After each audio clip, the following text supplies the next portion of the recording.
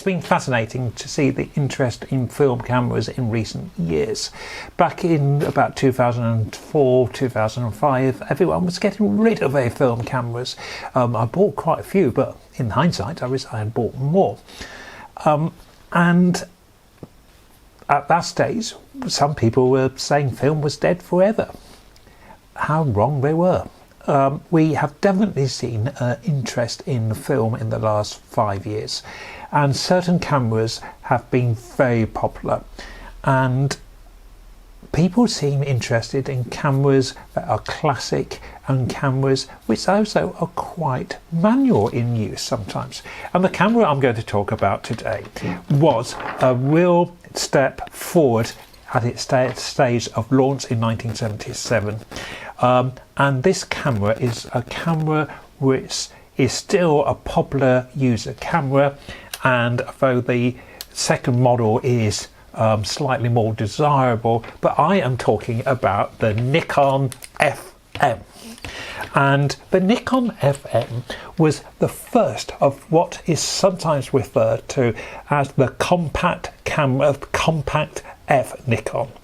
The Nikon F, as you know, is a wonderful professional camera, and the F3 was a camera very sought after, and this camera was more compact. Nikon had been producing the Nikomat, and the Nikomat EL is a great camera, and this came after the EL. It's 200 grams lighter than the EL.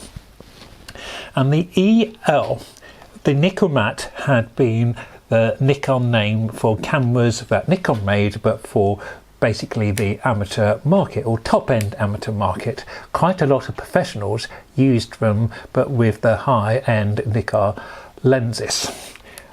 Now, the FM, there's another camera which actually sort of goes with this, which I've done a previous video on, and that is the FE.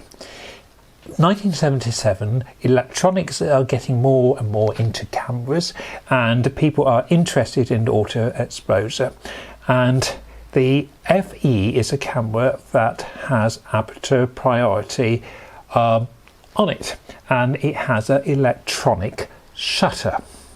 Now, this electronic shutter was, I remember at the time, I was only 13, but I remember the fuss about the thought of cameras with electronic shutters. What happens if the battery fails? What are we going to do? And there was such an uproar. And Nikon's answer to this was actually to do two separate cameras. The FE, which has an electronic shutter, and a traditional shutter. I'm saying this is a revolutionary camera, and it is in its size, and it's lovely to use, and it's got a very good metering system, but it still had a conventional manual shutter. And to this day, that's very useful if your batteries fail.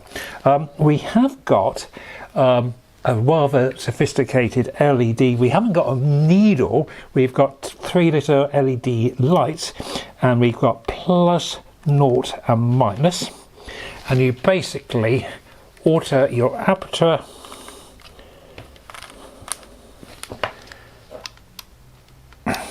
to get your reading. You have shutter speeds here from B to 1000. It's the then new Nikon. The Nikon F mount has, as you probably know, been around since 1959, but it had a sort of breech lock on it, and that was simplified into this bayonet, simple on and off, which you got on the you got it on the late Nikomats, and you then got it on the FE and the FM. So although this lens has rabbit ears, it also has the it also has the AI index here. You see on this lens there's a little nick there, and that corresponds with this lever here. so the aperture is linked mechanically to the lens. For a long time the rabbit ears were still to be found on Nikon lenses, but they eventually went.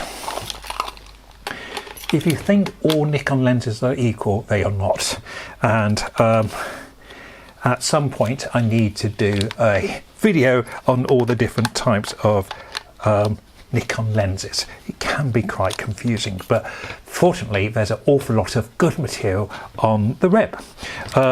So getting back to this camera, so we've got this conventional shutter speed dial here.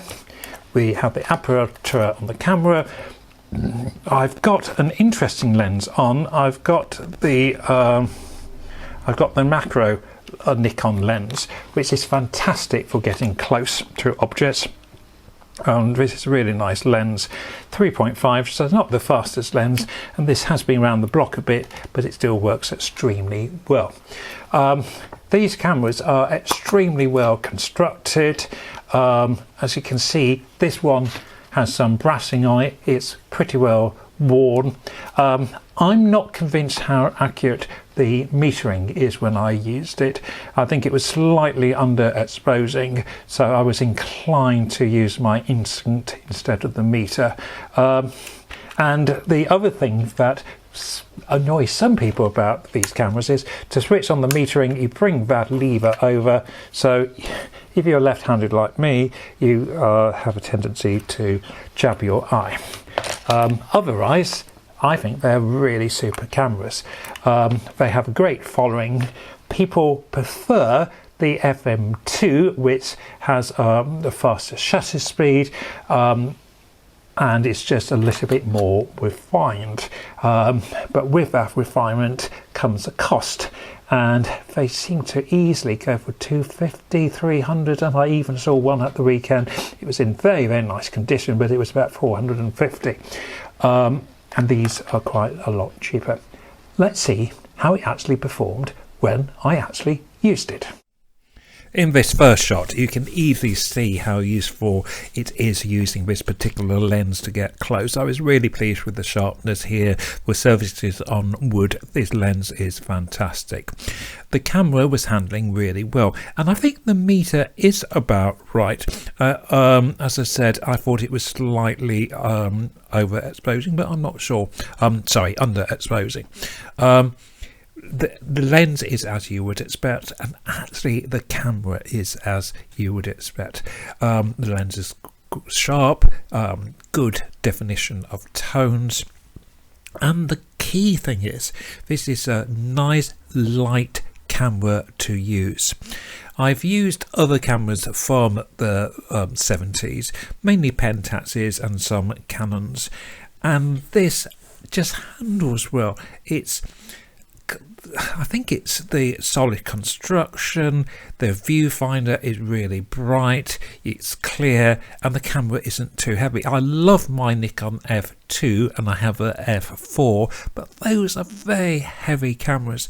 This is a light camera. This camera allows you to concentrate on the thing that is the most important, which is the image, what you are seeing. A camera is only a tool which allows you to do your craft, surely. And in my thinking, this camera allows you to do that. This was on a particularly dull day above Abbotsbury, but I quite like the misty effect here. And this was pushing the lens to about f4, I think, as you can see how dull it is. Quite like the tree. Again, the sharpness is pleasing. My only big mistake in this film was I was actually running out of bulk film, and this cassette I think only had about 14 shots on, and I didn't realise that when I was using this. So I was doing this photo shoot in Dorset, and I did the classic thing, I didn't have a spare film in my pocket. Always make sure you take more film than you actually use. Really interesting thinking about how this camera hasn't got anything automatic on. It's completely manual in the focusing and in your exposure. However, I loved that. Thank you for watching. Bye for now.